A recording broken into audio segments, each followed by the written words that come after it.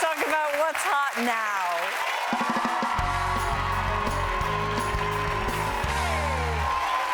Everybody's excited. I want a surprise. What's a surprise? Well, I can't tell you, but it's good. They're gonna love it. Yeah. George Clooney? No. I would keep Clooney for myself. I am too selfish. Are you guys excited for the Oscars, though? I love it every year. I watch. Yeah. I get a little weepy watching it, you know, because I feel like I project and what it's like to be up there. These people that have worked hard. I don't know. I get a little emotional. I know. Yeah. Laughing at me. You've been there, Lance. You performed. I have. Yeah. You are.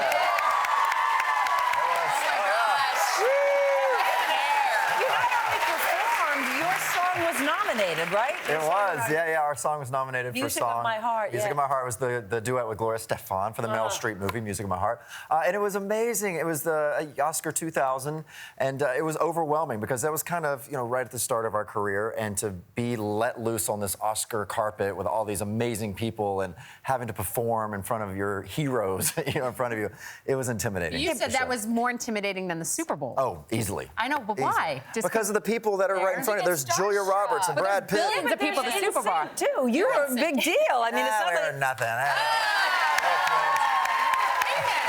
Did you have any crazy run-ins backstage with anybody? I did. This was also the Oscars that Robin Williams performed for what was the South Park song. Oh yeah. And I remember it was the last time I saw him, and he was so Robin Williams. He never shuts off at all. So he was entertaining me backstage the whole entire time until we went on.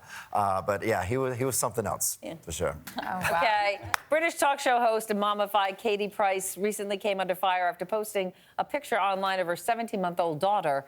The reason she came under fire is because the little girl has pierced ears. Commentators called it abusive, vain, and disgusting that she'd pierce an infant's ears. You see babies all the time with pierced ears. I don't quite get what the big deal is. But this is an example of people running their mouths and don't have nothing really to say. Yeah. I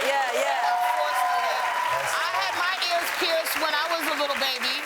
And, sometimes people have the baby's ears pierced because you can't tell if it's a little boy or a little girl. And it helps other people, I was bald. People thought I was a boy. Yeah. But we actually had it was sort of like a piercing ear gate at my house because my mother wanted to have my ears pierced, but my grandmother couldn't wait and wound up getting my ears pierced instead of my mom, and she was a little upset about that. At like 2 See, months. the only reason I might not do it, and I'm not opposed to anybody who does, is I wouldn't know whether she'd want them, Like when she got older. Yeah, exactly. But that's what I'm saying. I'm not opposed, and I don't think it's vain at all. Yeah. I just don't, as a mom, you have to take care of it. They get infected and stuff like that. And I think for little kids, I'm like, I want to make sure she can do it herself. I just, as a mom, would be afraid she'd take it out and put it in her mouth. Yeah. I mean, if your 4-month-old can undo an earring back, that's a pretty awesome. They can't Kids grab anything. You have to lock your drawers. But I would you have to rather lock get everything. my ears pierced as a baby so I wouldn't remember, that trauma of like, oh no. Do you guys all remember getting it pierced and then saying, I don't want the other side? Remember when you were like 13 and it was hurt too much? What I wish that I had as a baby is I wish I had got my stomach stapled, then I would have remembered that.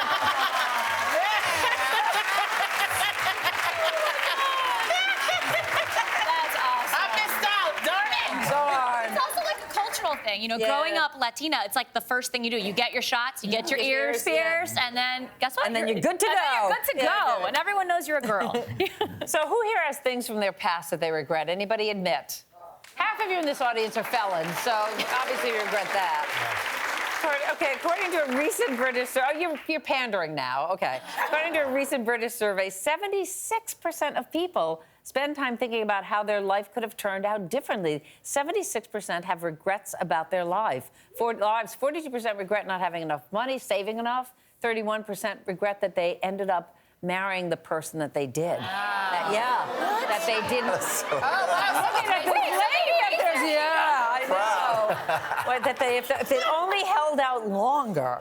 So, do you have any personal regrets? I mean, one of my biggest regrets is that I wish I had saved myself for marriage. I waited a long time. Really? I waited too long. I was 27, and I thought when I got with my first guy, I was going to see sparkles, and there was no sparkles. So I just kept jumping on all these guys looking for a rainbow and a sparkle, and then none of that exists. I got some other things, not no sparkles. Sorry, Mom.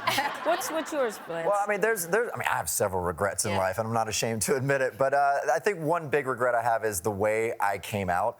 I had about less than 24 hours to come out. I was told, like, you're gonna do this or we're gonna write it without you. So I wanted to tell my story, but it was just too quick and I wasn't educated enough about the LGBT community. Yeah. And there was things I said in that first interview that I'm like, no, I don't really agree with that, and things that were misinterpreted. So I think if I could go back, I would definitely educate myself a little more and take a little time to tell the world my secret. Well, it's such a big personal thing, Yeah. and your hand was a little forced, you know? And It was, yeah.